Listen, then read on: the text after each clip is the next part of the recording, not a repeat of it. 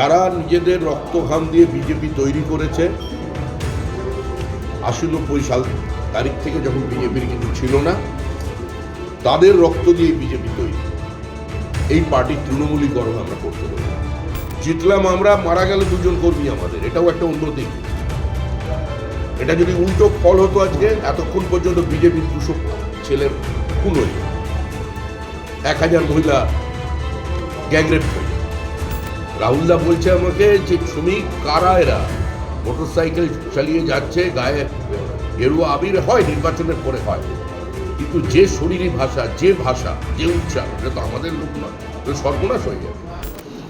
এখন বিজেপির পতাকা নিয়ে যদি তৃণমূল কংগ্রেসের উপরে আক্রমণ করে, তার দায় এই মুহূর্তে বিজেপি নেবে না। এ কারণেই নেবে না কারণ এখনো পর্যন্ত আমরা সরকার গঠন করিনি। আমি ৬ মাস আগে থেকে আপনাদের প্রত্যেককে বলেছিলাম যে পশ্চিমবঙ্গ থেকে তৃণমূল চলে গেছে, তৃণমূল চলে যাচ্ছে, তৃণমূল চলে যাবে, এবং তৃণমূল চলে যাবার পর যে ব্রিদিং টাইমটা থাকে নতুন সরকারে, সেখানে রাজ্যপালকে এবং নির্বাচন কমিশনকে দায়িত্ব নিতে হবে তৃণমূলকে তৃণমূলের হাত থেকে বাঁচানোর জন্য। আজকে যা হচ্ছে, তৃণমূলকে আক্রমণ করছে।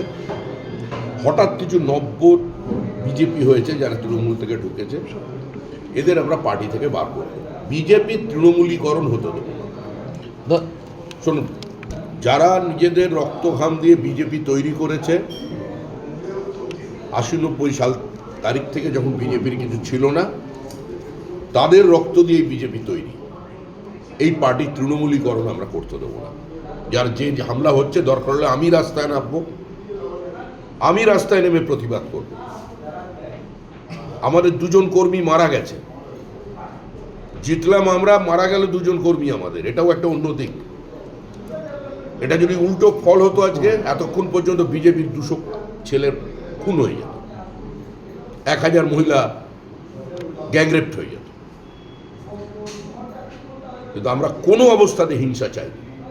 আমি কালকেও ডিজিকে বলেছি, সিপিকে বলেছি যে র্যাম্প্যান্ট লাঠিচার্জ করুন। কারা এরা?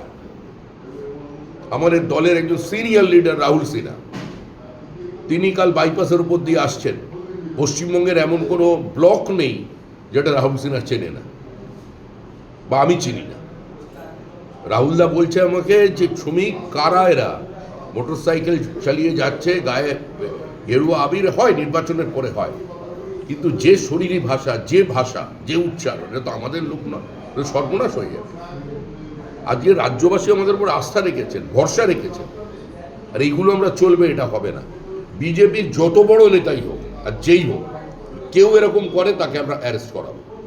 নাম দিন, ছবি দিন, আমি আপনাদের কথা দিচ্ছি, আর না হলে আমি সভাপতির পদ থেকে চলে যাব। বিভিন্ন বিষয়ে ভিডিও পেতে চ্যানেল হিন্দুস্তানের ইউটিউব চ্যানেল সাবস্ক্রাইব করুন www.youtube.com/channelhindustan।